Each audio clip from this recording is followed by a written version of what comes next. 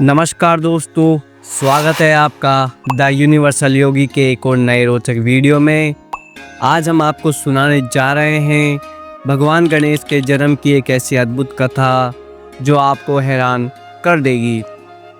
दोस्तों, हम सब जानते हैं कि किसी भी शुभ काम की शुरुआत गणपति बप्पा के नाम के बिना अधूरी मानी जाती है। लेकिन क्या आपने कभी सोचा है कि आखिर क्यों उन्हें प्रथम पूज्य का दर्जा दिया गया? गणपति बप्पा को हाथी का सिर कैसे मिला?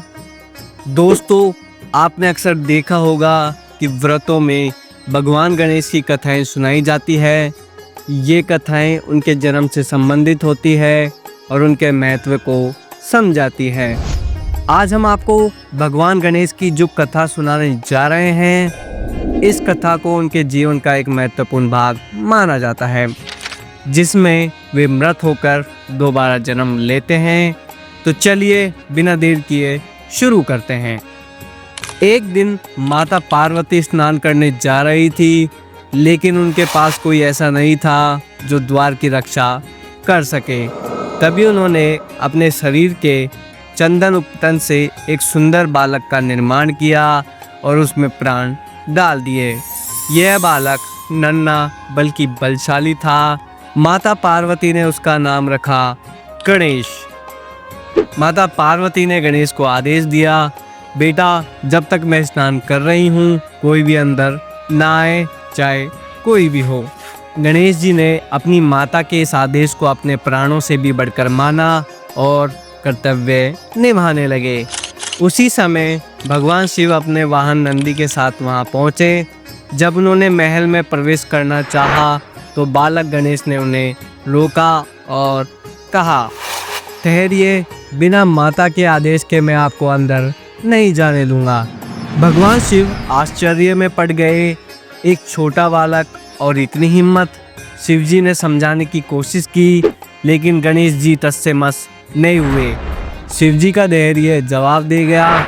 उन्होंने अपने वाहन नंदी को गणेश जी से युद्ध करने भेजा, लेकिन नन्हे गणेश ने नंदी को भी हरा दिया। अब शिवजी और क्रोधित हो गए। उन्होंने त्रिशूल उठाया और क्रोध में आकर गणेश जी का सिर काट दिया।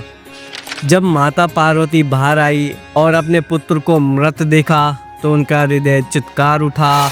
वह रोने लगी और क्रोधित होकर बोली, यदि मेरे पुत्र को दोबारा जीवित नहीं किया गया तो मैं अपनी शक्ति से पूरे ब्रह्मांड को नष्ट कर दूंगी। शिवजी को जब पता चला कि वह उनका स्वयं का पुत्र था तो शिवजी को अपनी गलती का एहसास हुआ। शिवजी ने पार्वती को बहुत समझाने की कोशिश की, पर वह नहीं मानी और गणेश का नाम लेते लेते और रोने लगी। अंत में माता पार्वती ने क्रोधित होकर शिवजी को अपनी शक्ति से गणेश को दोबारा जीवित करने के लिए कहा। शिवजी बोले, हे पार्वती, मैं गणेश को जीवित तो कर सकता हूँ, पर किसी भी अन्य जीवित प्राणी के सिर को जोड़ने पर ही। माता पार्वती रोते रोते बोल उठी, मुझे अपना पुत्र किसी भी हाल में जीवित चाहिए। यह सुनते ही शिवजी ने नंदी को आदेश दिया, जाओ नंदी, इस संसार में जिस किसी भी जीवित प्राणी का सर तुमको मिले काट लाना, लेकिन ये ध्यान रहे कि जिस किसी भी प्राणी का सिर लाओ उसकी माँ उससे विमुख होकर सो रही हो। जब नंदी सिर खोज रहा था, उसे एक हथनी और उसका बच्चा दिखाई दिया। हथनी अपने बच्चे की तरफ पीट करके सो रही थी। तब नंदी उसका सिर काट कर ले आया। भगवान शिव ने उस सिर को गणेश के शरीर में जोड़ दिया और गणेश को जीवन दान दे दिया। शिवजी ने इसलिए गणेश जी का नाम गणपति रखा और बाकी सभी देवताओं ने उन्हें वरदान दिया कि इस दुनिया में जो भी कोई नया कार्य करेगा पहले गणेश को याद करेगा। तभी से गणेश जी को प्रथम पूज्य माना जाने लगा। जैसे ही गणेश जी में प्राण लौटे, माता पार्वती ने उन्हें गले से लगा लिया और उनकी खुशी का ठिकाना ना रहा। तो दोस्तों, आपको ये कथा कैसी लगी?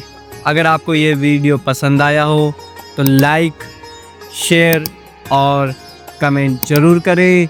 और हाँ, हमारे चैनल द यूनिवर्सल योगी को सब्सक्राइब करना ना भूलें, ताकि आपको इसी तरह की और भी अद्भुत और रहस्यमयी कहानियाँ मिलती रहे। जय श्री गणेश।